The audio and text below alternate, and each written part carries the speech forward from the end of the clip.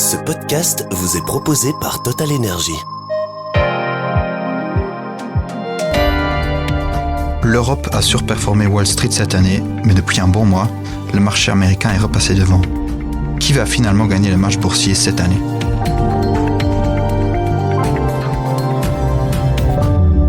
Bonsoir chers lecteurs, chères lectrices, auditrices et auditeurs, bienvenue dans ce nouvel épisode du podcast de Trends Tendance, la bourse ou la vie. Mon nom est Charlie Pouy, je suis journaliste et coordinateur de la rubrique de bourse Trends Tendance. Nous recevons ce soir Jérôme Van der Bruggen. Jérôme, vous êtes stratégiste en chef chez Degroof Petercam. Bienvenue à vous. Merci de m'avoir invité. Et merci à vous d'être venu ici avec nous ce soir. Donc ce soir, nous allons parler de ce fameux match boursier entre l'Europe et les États-Unis, que nous avons bien sûr suivi de près cette année, car ce n'est pas tous les ans que l'Europe surperforme Wall Street. C'est bien sûr aussi une petite fierté nationale, même continentale, on peut dire, de mener un peu la danse devant les États-Unis. C'est toujours le cas aussi. Donc ce rallye européen fait du surplace un peu dernièrement, tandis que la bourse américaine continue d'avancer. Elle devance même l'Europe désormais, si on regarde le cours depuis le début janvier, avec une hausse de respectivement 6% pour l'Europe et de 9% pour Wall Street en monnaie locale. Bon, cela peut bien sûr changer tout le temps parce que c'est la performance depuis janvier, mais il y a une légère avance en monnaie locale pour Wall Street. Ma question pour vous est donc la suivante. Est-ce que l'Europe peut encore gagner ce match en 2025 ? Quels pourraient être les vents dans le dos du marché européen pour les mois à venir ? Ou au contraire, quels pourraient être les vents contraires ? C'est une très bonne question et je vous remercie d'abord. Je trouve que c'est une bonne idée de placer ce podcast sous le sigle du match entre les États-Unis et l'Europe, le match boursier. D'aucuns poseront la question philosophique ou économique si la bourse est le reflet de la santé économique d'un pays. Regardez par exemple, la santé économique chinoise ne se compare pas à la santé de la bourse chinoise. Ouais, la bourse ne suit pas l'économie en Chine. Ouais. C'est ma conviction qu'en démocratie, il est bon d'avoir une bourse qui reflète sa santé financière et que donc la bourse peut être un indicateur de la santé économique d'un pays. Et donc ce match n'est pas tout à fait anodin, ce n'est pas juste une question boursière. Alors d'abord aussi, première chose à dire, il faut faire attention à la monnaie de référence du calcul de cette performance. C'est-à-dire que en monnaie locale, d'accord, l'Amérique gagne de nouveau, j'allais dire heureusement, en monnaie retransmise en euros, il est sûr que pour l'instant, l'Europe est toujours loin devant puisqu'elle est à plus 6% et l'Amérique est à moins 3%, donc remis en euros, parce qu'en fait, quand on investit aux États-Unis, on doit, après ça, reconvertir ces dollars. Et on sait que le dollar s'est fortement déprécié par rapport à l'euro de cette année. Donc, c'est un peu un autre sujet que la bourse, mais ça vaut la peine d'être attentif à ça. Alors, l'Europe a eu un très bon démarrage. Au moment, souvenez-vous, où on doutait de la santé politique américaine. L'arrivée de la nouvelle administration, ce fameux face-à-face avec Zelensky dans le bureau ovale et puis l'annonce des tarifs nous a fait douter de la stabilité politique des États-Unis, nous a fait douter aussi de la stabilité économique de ce pays. Et la réalité est que ça n'a pas changé grand-chose à, je dirais, le point de vue finalement des marchés boursiers sur les États-Unis, puisqu'en fait cette politique ou cette guerre tarifaire qui a été mise en place par M. Trump aujourd'hui est perçue comme une bonne façon de financer son déficit, pour faire court. Et donc on a réaccordé un peu de confiance à la politique économique de cette administration, alors qu'en Europe on souffre, disons, d'une certaine anémie.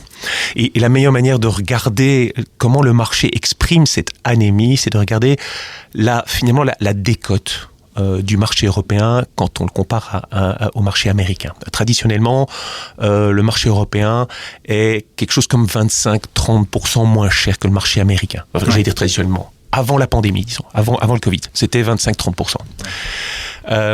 Et puis arrive la pandémie et ce qu'on remarque, c'est que la pandémie est l'occasion de revaloriser encore plus la bourse américaine parce qu'on y découvre des champions de la digitalisation qui ensuite se transforment en champions de l'intelligence artificielle. Et ces deux piliers sont les deux moteurs de la productivité aujourd'hui. Et la productivité, c'est le moteur de l'économie. Et comme c'est le moteur de l'économie, c'est aussi le moteur de la croissance bénéficiaire des entreprises. Et c'est aux États-Unis que nous savons que les entreprises qui en bénéficient le plus le sont, alors qu'en Europe, nous n'avons pas ce type d'entreprise. Et on remarque que la productivité européenne est en berne. Alors pas seulement dans l'économie, mais aussi lorsqu'on examine, disons, l'impact de cette productivité sur les bénéfices des entreprises. Je pense que c'est une très bonne manière de mesurer l'amélioration de la productivité. Les bénéfices américains sur les 12 dernières années ont connu une croissance d'à peu près 7,5% par an. Et les bénéfices européens, seulement 4% par an sur 12 ans. Donc c'est, pour faire simple, presque le double de la croissance bénéficiaire aux États-Unis par rapport à l'Europe. Et au fur et à mesure de la réalisation de cette grosse différence et de cette lacune européenne en matière de productivité, l'écart de valorisation s'est agrandi. Aujourd'hui, à l'heure où nous parlons, il est aujourd'hui de 50%, c'est-à-dire que l'Europe est 50% moins chère que les États-Unis. On paye 22 fois et demi pour les États-Unis, 14 fois et demi. Énorme. Énorme. Alors, je termine par ceci. Est-ce que l'Europe, c'est la fin ? Est-ce qu'on ne peut pas espérer en un réveil européen ? Je suis convaincu que non. Je suis convaincu que l'Europe peut se ressaisir. Monsieur Draghi a mis en place quelques recommandations qui permettraient à l'Europe de s'unifier et d'améliorer les gains de productivité. On a un début de réveil européen avec les dépenses d'infrastructure et même les dépenses pour la défense pourraient être un des sujets de réveil européen. Et mon pronostic, c'est que probablement que l'Europe et les États-Unis en monnaie locale peuvent terminer l'année ex aequo, mais avec la dépréciation du dollar, on aura une Europe qui, cette année, aura battu en euros l'Amérique. D'accord. Ok, mais vous parlez justement du secteur de la défense, qui lui a connu de très fortes hausses des valeurs en bourse cette année. Enfin, défense européenne, mais américaine aussi. Mais en Europe, donc, quels peuvent être les secteurs qui vont mieux s'en sortir que d'autres ? Et quels sont ceux qui pourraient encore être un peu à la traîne cette année en bourse ? Alors, le secteur le plus spectaculaire ces 2 dernières années, même ces 3 dernières années, c'est le secteur bancaire européen. Donc, l'augmentation des taux d'intérêt, au départ pour combattre l'inflation en Europe et partout, a redonné un vent de profitabilité pour le secteur bancaire à un moment donné où ce secteur était, disons, à la casse au niveau des valorisations. Personne n'y croyait plus. Et donc, cette revalorisation du secteur bancaire, alors que la profitabilité des banques continue, les taux d'intérêt, certes, ont baissé avec la baisse des taux directeurs orchestrés par la Banque centrale européenne, mais les taux sont toujours relativement élevés, ce qui permet aux banques de rester profitables. Et la revalorisation de ce secteur continue. Cette année, on a, disons, un secteur qui progresse de plus de 50% en zone euro. Deuxième secteur, vous l'avez en partie évoqué avec la défense, mais c'est le secteur de l'industrie. On reste en Europe avec quelques champions industriels dans la chimie, quelques champions industriels dans la défense. On en a quelques-uns qui sont cotés en bourse aussi. Des champions industriels en matière d'électrification, des champions industriels dans toute une série de secteurs de l'industrie qui font que lorsque l'économie va pas trop mal et que les États-Unis vont bien, ce secteur peut continuer de bien performer. Et puis, on a ce fameux plan de relance en Allemagne qui a bénéficié aussi à ce secteur industriel, mais aussi au secteur de la construction. Et donc, le secteur de la construction est un secteur qui s'est très bien sorti cette année. Les secteurs qui vont pas si bien cette année en Europe, ce sont les secteurs dits défensifs, liés à la consommation. La consommation est anémique et on a aussi l'impression que le secteur de la consommation, avec ces grosses entreprises de consommation, doit se réinventer. Il n'est plus du tout au goût du jour. On parle d'innovation dans ce secteur, il y en a eu très peu récemment. Et on voit aussi que c'est un secteur qui souffre d'une certaine gouvernance pour obtenir de la transformation. Et donc, tout ce qui est bien de consommation a très mal performé, avec aussi le secteur de l'automobile qui n'a pas supporté l'imposition des tarifs aux États-Unis. C'est un secteur dans lequel l'Europe avait pas mal d'exportations. Oui, qui était déjà un peu en souffrance aussi même par rapport aux électriques chinoises qui viennent aussi sur le marché européen. Absolument, vous avez raison de le mentionner, on a un excédent de production chinois qui doit se déverser quelque part, et l'Europe est un très bon candidat pour venir déverser son excédent de production si l'Europe ne réagit pas. Regardons aussi un peu de l'autre côté de l'Atlantique. Comment est-ce que le S&P 500 pourrait-il terminer l'année ? On entend de plus en plus d'observateurs s'inquiéter des attaques de Trump contre l'indépendance de la Réserve fédérale. Est-ce que ceci pourrait provoquer un krach très sérieux sur les marchés, notamment sur le marché des obligations américaines ? Est-ce que ces risques pourraient jouer de l'autre côté en faveur de l'Europe, si cela devait vraiment arriver ? Et selon vous, est-ce que cela pourrait vraiment arriver ? Alors, les signes sont que l'administration américaine veut très clairement influencer plus qu'avant la politique de la Réserve fédérale. Donc, bon, je ne vais pas vous rappeler les signes, vous les avez lus, peut-être que le dernier en date c'est la fameuse affaire de Madame Cook qui a été limogée via les réseaux sociaux et qui est en train de combattre sa franchise. Les signes sont là. Monsieur Trump veut faire baisser les taux d'intérêt. Il pense que la Réserve fédérale est très tardive dans sa baisse des taux.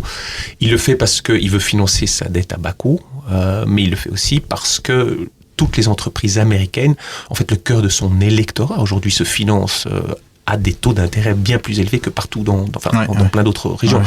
Et donc, c'est vrai que ça aiderait les entreprises locales, les entreprises américaines, si les taux d'intérêt baissaient. Donc, c'est ce qu'il fait, mais il n'a, disons, s'il était malin, pas de rôle à jouer là-dedans. Il doit laisser la Banque centrale exercer son indépendance. Mais c'est vrai qu'on observe petit à petit que l'influence que les gouvernements veulent exercer sur les banques centrales est en train d'augmenter.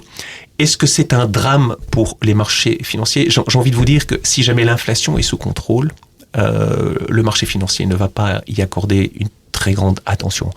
Et l'utilisation de la Banque centrale pour relancer l'économie est déjà un sujet qui a été consommé pendant la pandémie, puisque vous savez que les banques centrales sont venues aider les gouvernements à financer les plans de relance, que c'était tout à fait normal de faire ça. Et donc, il y aura certainement d'autres instances dans lesquelles les banques centrales devront venir à la rescousse de l'économie. Le problème, c'est si elles doivent venir à la rescousse de l'économie, alors que l'inflation n'est pas sous contrôle. Ça, c'est un problème, parce que venir baisser les taux d'intérêt, accélérer l'économie par une politique monétaire, disons, souple, alors que l'inflation n'est pas sous contrôle, ça pourrait créer un désancrage de l'inflation. Oui, c'est un peu jouer avec le feu. Ce serait jouer avec le feu. Cela étant dit, pour l'instant, l'inflation a l'air d'être sous contrôle. Aussi aux États-Unis, on est sur une trajectoire vers les 2%, qui sera pas peut-être, les 2% de l'inflation ne seront pas atteintes cette année, parce qu'avec la politique tarifaire que M. Trump a mis en place, on va avoir une resurgence de l'inflation dans notre scénario temporaire, inflation par les biens, qui ne donnera pas d'effet de second tour, parce que au moment où cette inflation des biens a lieu, le marché de l'emploi est un tout petit peu plus précaire qu'il ne l'était en 2022, où le marché de l'emploi était très très fort. Et donc on a eu les effets de second tour. Là, ça va être plus compliqué. Donc c'est pour ça que notre scénario, que l'inflation sera la resurgence de l'inflation sera temporaire. On ira vers les 2%, pas de l'année prochaine, mais sans doute plutôt l'année d'après, donc 2027. Et la Banque centrale a indiqué que c'était suffisant pour elle, pour baisser les taux d'intérêt. Et donc, le sujet de l'indépendance de la Réserve fédérale peut se mettre un peu au second degré. Et puis, il y a eu toutes les peurs sur le budget américain. Je ne sais pas si vous vous souvenez, lors de la sortie du budget, donc l'administration a fait baisser l'impôt sur le revenu. Et tout le monde se dit, mais comment est-ce qu'il va financer cette baisse d'impôt sur le revenu ? La réponse aujourd'hui est assez claire. Les tarifs vont rapporter 4 fois plus de recettes fiscales cette année qu'ils n'en ont rapporté l'année dernière, donc 300 milliards de dollars. Alors, ça ne compense peut-être pas tout à fait la baisse, le manque à gagner qui va venir parce qu'on fait baisser l'impôt sur les revenus, mais c'est une, disons, ça rassure déjà pas mal sur la situation budgétaire américaine et le besoin de venir se refinancer continuellement sur les marchés des capitaux. Je termine peut-être par ceci. L'Amérique est en train d'augmenter la taille des besoins en dollars. Ça fait très clairement partie de ce que veut l'administration américaine. S'assurer que la demande de dollars continue d'augmenter. Et si vous regardez ce qu'ils font avec les stablecoins, avec donc l'utilisation de la blockchain pour effectuer des transactions sur un marché, appelons-le le marché monétaire. Oui, qui sont stablecoins aussi liés aux obligations américaines. Et qui sont liés donc un stablecoin, donc c'est cette espèce de fonds monétaire, mais via la blockchain, accessible partout dans le monde sans frais. Oui. Et si vous vous demandez des dollars, vous êtes dans un pays émergent et vous avez besoin de dollars, c'est une façon d'effectuer une transaction bien plus économique que l'actuelle. Donc, ça augmente la demande de dollars, donc ça augmente la dette américaine. Et donc, là aussi, il y a des solutions qui sont en train d'être trouvées pour permettre d'absorber l'excédent d'émissions obligataires. Le problème qu'on a un peu, c'est qu'on sent bien que ce marché du dollar est très favorable pour l'Amérique. On sent bien que l'administration le sait, et on est un peu dérangé par le fait qu'elle instrumentalise ça pour imposer des tarifs plus élevés, nous faire entrer dans son giron. Et l'instrumentalisation du dollar par l'administration américaine, ça c'est un vrai sujet. Ils ont commencé à faire ça, on va peut-être y revenir, mais ils ont commencé à faire ça avec les Russes lorsqu'ils ont empêché la Banque centrale russe d'accéder à ces dollars. Et donc l'instrumentalisation du dollar pour des raisons géopolitiques, ça c'est dérangeant. Ok. Justement, en parlant de tout ce qui est la Fed, les taux d'intérêt et les tensions liées aux droits de douane, aux tarifs douaniers, l'or cette année a gagné 34%. Ce matin encore ou hier, il a battu un nouveau record à plus de $3 500, ce qui éclipse très largement les gains des indices des marchés boursiers des actions américaines et européens. Selon vous, est-ce que l'or, où peut-il terminer l'année? Est-ce qu'il a encore une marge pour avancer cette année, ou est-ce qu'il est un peu arrivé en fin de course ici en 2025? Alors, ça fait un an que l'or a cassé le seuil d'à peu près, disons, $2000 l'once, auquel il était resté coincé. En gros, vous regardez sur un graphique depuis 2011. Oui, il y a eu des tentatives de le casser. On est passé au-dessus des 2000, mais on est revenu chaque fois. Et puis, il y a un an, je pense que c'était quelque chose comme le mois de mars, on casse. Et depuis, on a gagné encore $1500 l'once. Ce qui est donc en un an, un peu plus d'un an, une très belle performance. Les raisons sont claires. Donc, je dirais que la raison principale, c'est ce que je viens de dire. Ça a démarré, c'est cette regain d'intérêt pour quelque chose comme l'or ou quelque chose comme le Bitcoin. Les deux actifs sont un peu liés, même s'ils sont très différents. Lorsque la Banque centrale américaine a instrumentalisé le dollar avec cet épisode que je viens de décrire sur la Russie, ça a vraiment débuté là. Donc ça fait réfléchir la personne qui a besoin d'un actif valeur refuge en termes, disons, monétaires, qui garde de la valeur si ce qu'il utilisait avant, le dollar, est instrumentalisé. Donc ça, c'est une première chose. La deuxième chose, c'est il est certain que l'augmentation de la base monétaire en dollars avec les rachats d'obligations effectués par les banques centrales, donc ce qu'on appelle la politique qui n'est pas orthodoxe, a tendance à favoriser ce type d'actifs. Donc de nouveau l'or, l'argent et aussi les nouveaux actifs dans ce genre comme le Bitcoin. Et puis la dernière chose, c'est les incertitudes politiques et géopolitiques. On sait que l'or est quelque chose de facilement transférable, qu'on peut prendre avec soi lorsqu'on doit aller à gauche, à droite, qu'on peut mettre dans un coffre, qu'on peut utiliser à tout moment. Et puis c'est un actif qui n'a pas perdu de sa valeur réelle depuis de nombreuses années, depuis 2000 ans, depuis l'époque de Jésus-Christ. Donc, la résurgence de tensions géopolitiques probablement influence aussi l'or. L'or aussi a cet énorme avantage, c'est qu'il est décorrélé par rapport à d'autres actifs qu'on détient dans un portefeuille diversifié. Donc, typiquement, les gens comme nous, on investit dans des portefeuilles. On fait pas que de l'investissement en bourse, on fait de l'investissement en obligations. On aime bien et donc l'or diversifie. Et donc, comme ce rôle diversifiant est toujours là de l'or, et qu'en plus, Les diversifications qu'on peut obtenir par les investissements en obligations, c'est un peu amenuisé ces dernières années avec le regain d'inflation. L'or a gagné une place encore plus importante dans les portefeuilles où avant on investissait 1-2%, maintenant on est prêt à aller à 3, 4, 5% dans ce type de portefeuille diversifié. Okay. Donc ça aide la performance et je pense que l'or a encore de beaux jours devant lui. D'accord. Merci beaucoup en tout cas. Ici on est plus ou moins, si on calcule sur l'année, à la 60e minute du match, l'heure du match comme on dit souvent.